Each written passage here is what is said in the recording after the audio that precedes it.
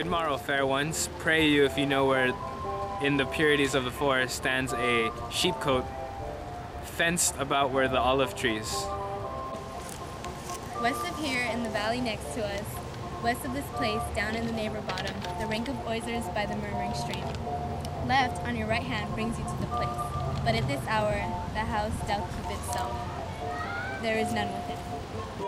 If that an eye may profit by a tongue, then should I know by description such garments and such years? The boy is fair, of female favor, and bestows himself like a ripe sister. The woman low, and browner than her brother. Are not you the owner of the house I did inquire for? It is no boast being asked to say we are. Orlando doth commend him to both, and to that youth he calls Rosalind. He sends this bloody napkin. Are you he? I am. What must we understand by this? Some of my shame, if you will know of me.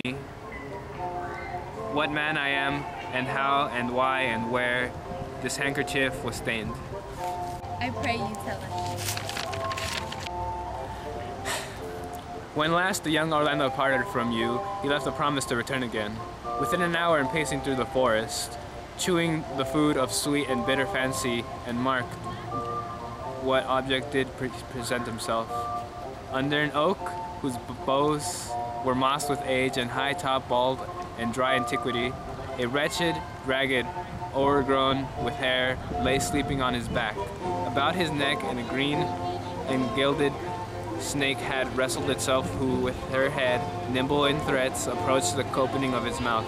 But suddenly, seeing Orlando, it unlinked itself, and with indented glides did slip away into a bush, under which bush stayed a lioness with udders all drawn dry, lay couching on head on ground, with cat-like watch when the sleeping man should stir, for 'tis royal disposition of that beast to prey on nothing that doth seem as dead.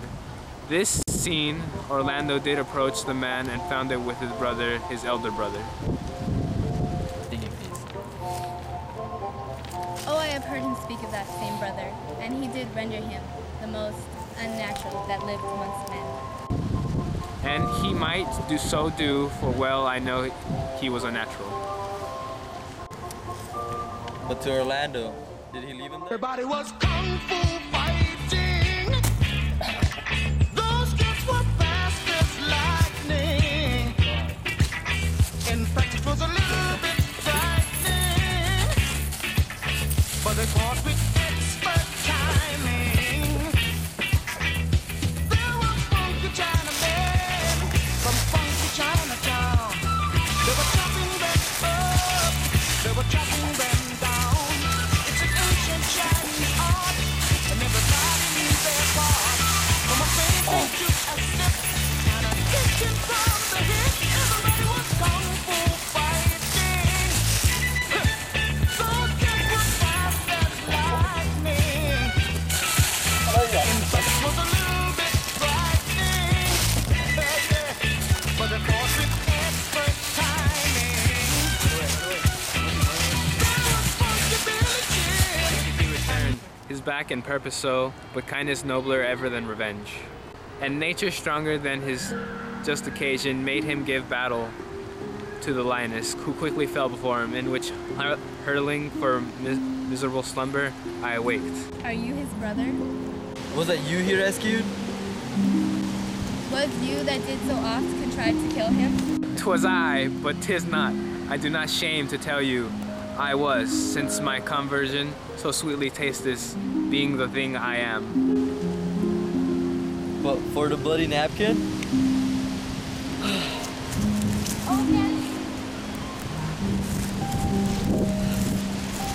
By and by, when from the first to last betwixt us two, tears our recountenance had most likely bathed in breath, he led me to the gentle Duke, who gave him fresh array of entertainment, committing me unto my brother's love, who led me instantly unto this cave. There stripped himself, and here upon his arm the lioness had torn some flesh away, which all this while had bled. And now he fainted and cried in fainting upon Rosalind. Brief, I recovered him, bound up in his wound. And after some small space, being strong of heart, he sent me hither, stranger I as I am, to tell this story that you might excuse his broken promise, and to give this napkin dyed in blood unto the shepherd youth, that he in support doth call his Rosalind. Nice. Why, how now, Ganymede, sweet Ganymede? Will swoon when they do look There is more in it, cousin Ganymede. on blood. Look, he recovers. I were at home. Will lead you thither, I pray you. Will you take him by the arm? Of good cheer, youth. You a man? You lack a man's heart. I do so, I confess it. A body would think this was well counterfeit. I pray you tell your brother how well I counterfeit them too. This was not a counterfeit. There is too great testimony in your complexion that is it was a passion of earnest. Counterfeit, I assure you. Well then, take a good heart and counterfeit to be a man. So I do, but I faith. I should have been a woman by right. Come, you look pale and paler. Pray you, draw homewards. Good sir, go with us. That will I, for I must bear answer back. How you excuse my brother, Rosalind. That's right. I shall devise something, but I pray you commend counterfeit to him. Will you go?